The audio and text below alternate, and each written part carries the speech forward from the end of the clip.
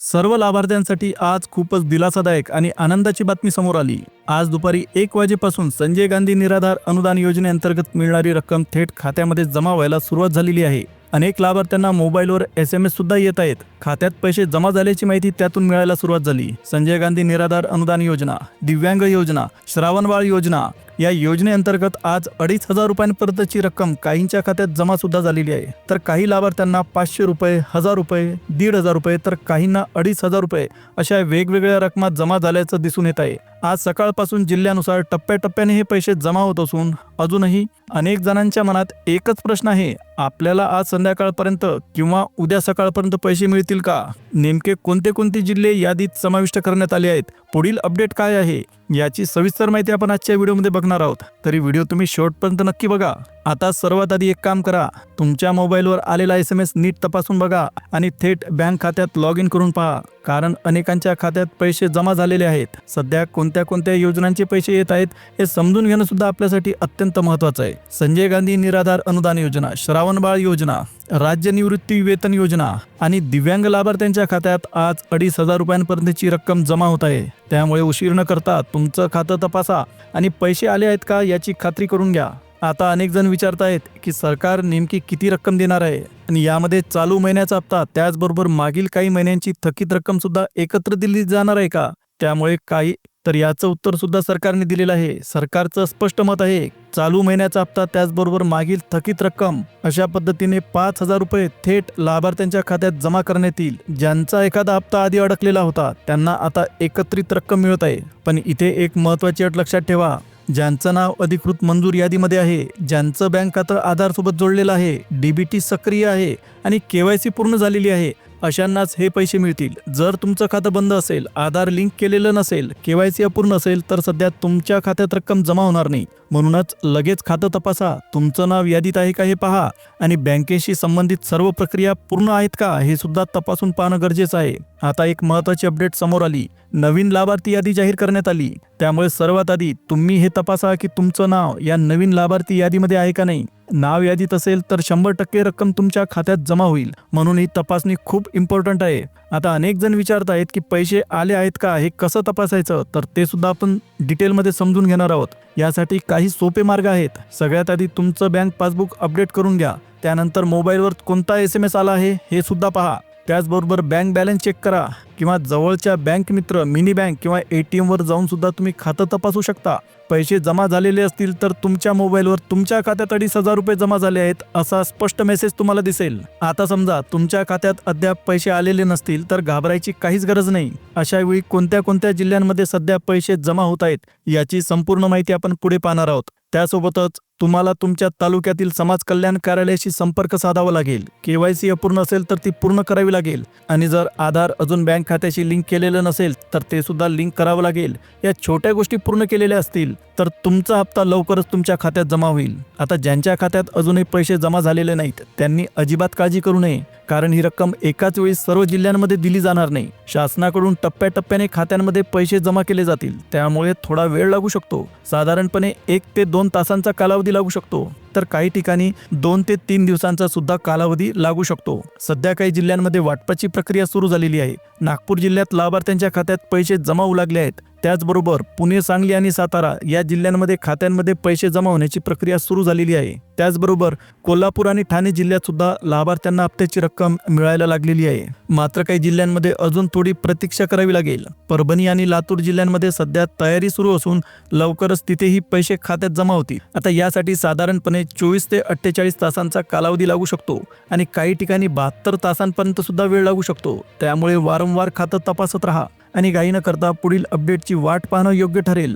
आता एक स्पष्ट अपडेट अशी आहे की तिन्ही योजनांचे पैसे टप्प्याटप्प्याने लाभार्थ्यांच्या खात्यात जमा होत आहेत। नाशिक जिल्ह्यात सध्या वाटप सुरू झालेलं असून काही जिल्हे अजून प्रतीक्षेत आहेत।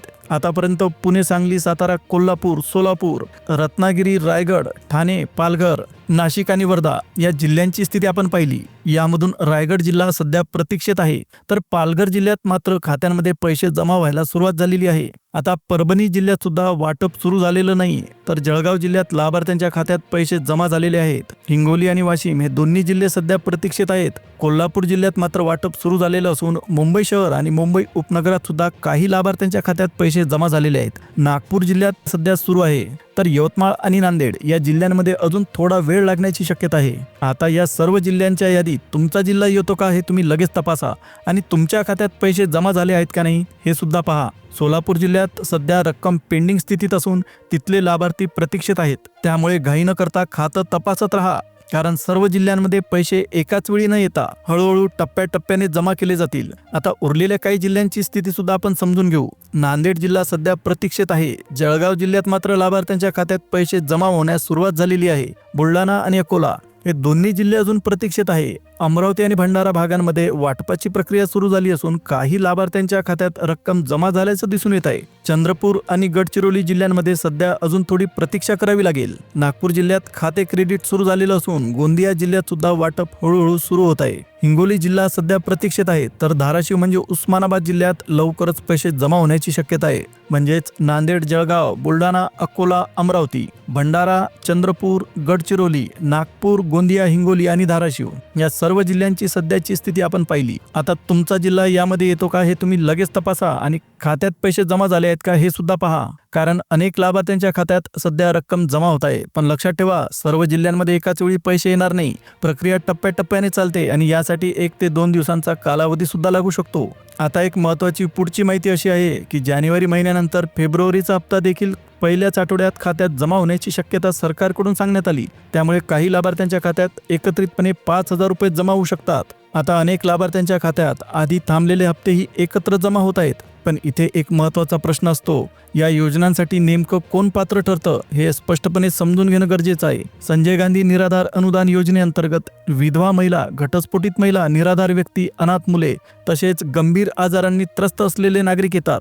हे सर्व घटक या योजनेमध्ये समाविष्ट आहेत. त्यानंतर श्रावणबाळ योजना, राज्य सेवानिवृत्ती वेतन योजना याबद्दल बोलायचं झालं तर यामध्ये पुरुषांसाठी किमान 65 वर्षे आणि महिलांसाठी 60 वर्षे अशी अट आहे. यासाठी ठराविक वार्षिक उत्पन्न मर्यादा असते. जर तुमचं वार्षिक उत्पन्न या मर्यादेपेक्षा जास्त असेल तर योजनेचा लाभ तुम्हाला मिळणार नाही. दिव्यांग लाभार्थ्यांसाठी किमान 40% किंवा त्याहून अधिक अपंगत्व असणं अत्यंत गरजेचं आहे आणि यासाठी शासनमान्य प्रमाणपत्र सुद्धा तुमच्याजवळ असलं पाहिजे. आता अनेक जण विचारतात की सर्व अटी पूर्ण असताना सुद्धा पैसे का अडतात, तर यामागे काही सामान्य कारणं असतात. आधार बँक खात्याशी जोडलेलं नसेल, केवायसी अपूर्ण असेल, खातं बंद असेल किंवा निष्क्रिय असेल किंवा यादीमध्ये नाव नसेल तर तुमच्या खात्यामध्ये रक्कम जमा होणार नाही. आता ही कारणं सुद्धा तुम्ही लक्षात घ्या. आता खरं सांगायचं तर सुमारे 70% प्रकरणांमध्ये केवायसी अपूर्ण असल्यामुळेच पैसे अडतात. त्यामुळे जर तुमच्या खात्यात रक्कम जमा झालेली नसेल तर सगळ्यात आधी बँकेत जाऊन केवायसी पूर्ण करून घ्या. आधार लिंक आहे का हे तपासा. त्यानंतर तहसील कार्यालय किंवा समाज कल्याण कार्यालयात संपर्क साधून तुमचा अर्ज तपासून घ्या आणि आवश्यक असल्यास दुरुस्ती करून घ्या. हे सर्व कामं तुम्ही पूर्ण केल्यानंतर साधारणपणे 10 दिवसांच्या आत रक्कम खात्यात जमा होईल. आता पुढील हप्त्याबद्दलही एक महत्त्वाची माहिती समोर आली. सध्या मिळालेल्या अपडेटनुसार पुढचा हप्ता फेब्रुवारी महिन्याच्या पहिल्या आठवड्यात लाभार्थ्यांच्या खात्यात जमा होण्याची शक्यता आहे. मात्र तारीख जिल्ह्यानुसार थोडी पुढे मागे होऊ शकते. त्यामुळे याबद्दल घाबरायचं काहीच कारण नाही. तर मित्रांनो, महाराष्ट्रातल्या 36 जिल्ह्यांपैकी कोणत्या कोणत्या जिल्ह्यामध्ये हप्ता वाटपाची प्रक्रिया सुरू झालेली आहे आणि कुठे हप्ता वाटप अजून सुरू झालेलं नाही याच्याबद्दलची डिटेल माहिती आपण आजच्या व्हिडिओमध्ये घेतली. खात्यामध्ये किती पैसे जमा होतील याबद्दलची माहिती सुद्धा आपल्याला या व्हिडिओतून मिळाली. जर तुम्ही या योजनेचे लाभार्थी असाल तर उशीर न करता तुमचं बँक खातं तपासून बघा. पैसे जमा झाले आहेत का याची खात्री करून घ्या, कारण अनेक लाभार्थ्यांच्या खात्यात रक्कम आधीच जमा होऊ लागलेली आहे. तर मित्रांनो, ही होती संजय गांधी निराधार योजनेसंबंधात अत्यंत महत्त्वाची माहिती. व्हिडिओ आवडला असेल तर व्हिडिओला लाईक द्या, चॅनलला सबस्क्राईब करा आणि जवळच असलेल्या बेल नोटिफिकेशनला ऑल ओव्हर सेट करा. आता पुन्हा भेटूया एका नवीन अपडेटसह. तोपर्यंत जय हिंद, जय महाराष्ट्र.